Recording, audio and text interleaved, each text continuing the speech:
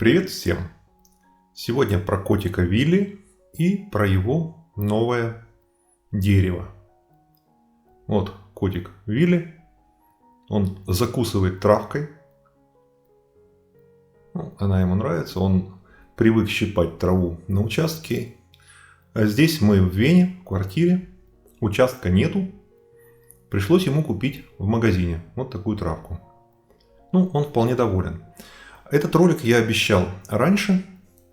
А проблема в том, что у котика Вилли в Вене в квартире нету нормального дерева.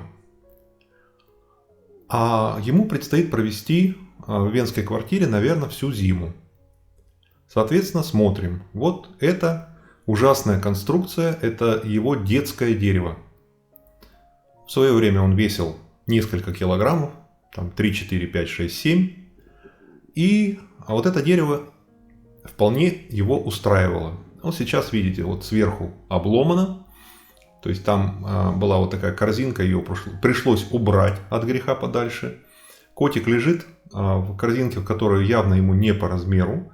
Все перекошено. Я там подставил палку сзади поддерживать, но это как бы не очень помогает. И вот котик, да, он говорит: вот родители, посмотрите, в каких условиях, в какой мизерии я вынужден существовать. Мы на этом смотрим. У нас, конечно, совесть там замучила. И мы заказали, я об этом говорил своим подписчикам, мы заказали новое дерево. И мы его получили и смонтировали. Вот сейчас посмотрим, что из этого получилось. А котику дерево необходимо, потому что там он лежит на высоте. Вот видите, он смотрит, видит, контролирует коридор, контролирует комнату, и вообще он царь горы. Вот. Пока мы ждали доставки нового дерева, я ему поменял вот эту корзинку, нашел корзинку большего размера, вот так и приделал, но все равно это было не то, что надо. Когда он на это дело забирался, все это тряслось. И кончилось это тем, что один раз вся эта конструкция рухнула. Там просто сломалась деревяшка, в которую все это вмонтировано. Котик, конечно, мучился. Вот, лежит немым укором. И вот она, новая конструкция. Смотрите, он лапами мнет. Мнет, смотрит, что там внутри, изучает. То есть я его на руках взял, поднял и положил вот в эту его новую лежанку. Конструкция очень надежная. Видите, она не на одной ноге, а на 4 ногах. То есть по всем сторонам. То есть очень надежно и крепко. И по размеру вот эта корзинка, она не такая глубокая, не такой гамак. Но, тем не менее, она по размеру ему абсолютно подходит. То есть он может лежать, может опираться на края. Края мягкие, это тоже достоинство. И он может там получать удовольствие. Вот, смотрите, примерился, все, ногу поднял. Отлично, говорит, пойдет. У нас отлегло. Вот, видите, он уже вот и так ляжет, и так ляжет. То есть он ее принял как бы с первого раза. Уговаривать котика не пришлось, ему все понравилось. Мы были очень довольны. Да, Вилечка? Вот сейчас он смотрит в коридор на самом деле. Вот он лежит, так развернулся и следит, кто там ходит по коридору. Котик на самом деле наблюдатель.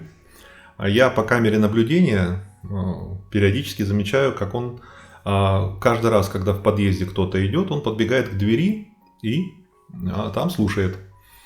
А так он... Вот. А вот сейчас мы посмотрим, он провел где-то полчаса в этой новой своей лежанке и теперь пытается спуститься. Спускается он через старую.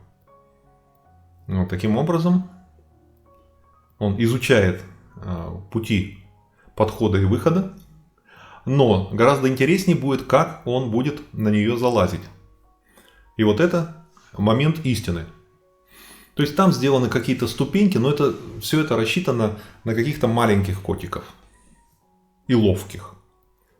А вот такие солидные котики, вот ему надо туда забраться, и вот он сейчас решает этот ребус, как именно ему туда попасть. Ну, посмотрим. Но это нечестно.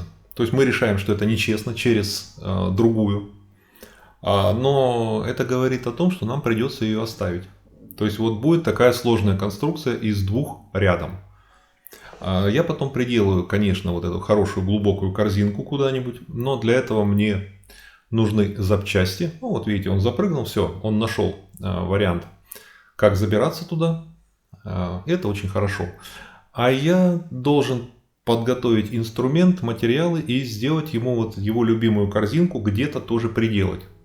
Таким образом, чтобы она была надежна, чтобы она не падала, не отрывалась, и при этом, чтобы у него был удобный доступ. Ну, это мне задача. В принципе, я мастерить люблю, так что рано или поздно я это сделаю. Это у меня в кабинете. Это у него вонючая подушечка. Вот, смотрите, трется об нее лапами, лижет. Вот это мы смотрели кино, пили вино, и котик при этом обязательно присутствует. Это было так в доме, так же и в квартире. То есть, когда у нас сеанс, когда мы смотрим какое-нибудь кино, котик обязательно принимает участие. Ну, хотя бы и так. Играя со своей подушечкой. Вот. Вообще нашел множество своих старых игрушек. Вот подушка на самом деле не очень новая. То есть, что там, как там она еще пахнет, я не знаю, но ему нравится. Его вполне устраивает. А так он нашел там множество своих игрушек. Нашел какую-то мышку, которая там, не знаю, много лет. И ее гоняет по коридору. И это будет отдельное видео, я засниму, как котик умудряется в условиях квартиры развлекаться. Но у него получается очень неплохо. То есть у него есть определенное время, это по вечерам, когда он приходит и требует, чтобы с ним играли. То есть не кушать, вот играть. То есть у него есть по графику время, когда ему положены игры. Немножко вы увидите, а следующий ролик про котика Вилли будет посвящен его играм квартирным. Вообще котик, мы очень рады, что он очень быстро там обжился, он доволен. И, в общем-то, психологически он совсем нормально после того, что произошло. Итак, вот у нас котик крупным планом. Вот он смотрит и думает. А, котик, о чем думаешь-то? Вот явно думает же. Ладно. Вот, сейчас он говорит, ему что-то от нас надо. Вот это означает, что он хочет кушать. Вот он лег, и сейчас я ему требую, чтобы он сделал переворот. Вот если он сделает переворот, мы идем на кухню, и он получает что-нибудь. Вот я ему говорю, давай, он голову так повернул и смотрит. Я говорю, не, давай переворот. Без переворота не пойдет. Вот, удастся мне его уговорить или нет. Он думает, стоит ли его переворот, так ли он хочет кушать. Потом решает, что все-таки так, да, все, переворачивается. Ну, молодец, молодец, Котя, пойдем. Да. Ну, это у меня в кабинете. Компьютер сейчас не на столе. Компьютер подключен к телевизору, и мы смотрим фильм. А он тем временем вот, тоже присутствует.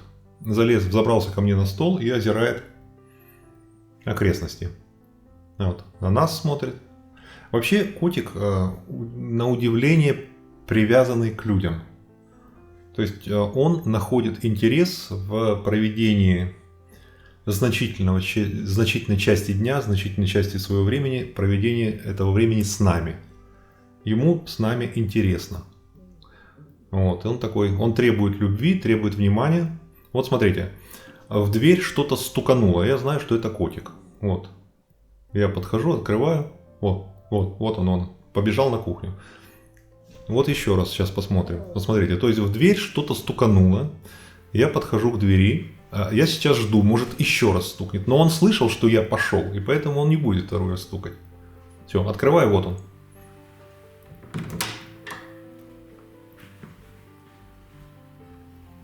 Чего надо-то, Серый? Ну говори, чего надо.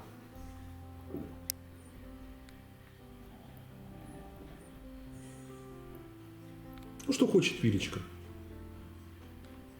А, Вилечка? Ну чего хочешь? Давай, проси.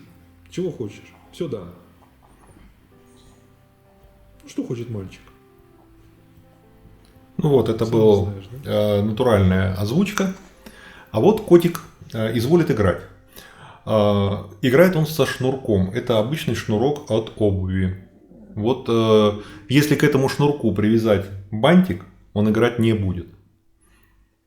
А вот просто шнурок. Вот смотрите, ну это вот маленький фрагмент.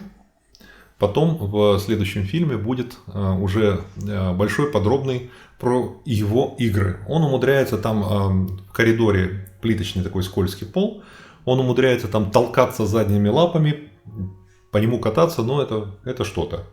А вот я пытаюсь настоящей игрушкой, купленной в магазине, котика немножко раздраконить.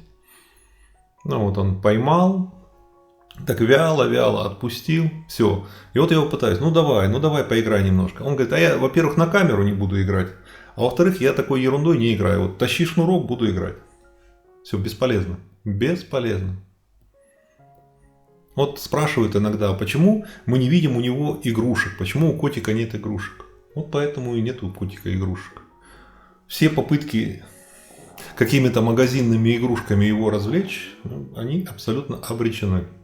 А вот коробка, это другое дело коробка. Это коробка. Вот котик смотрит, что там на улице происходит. Ему интересно. Он вообще очень любопытный котик.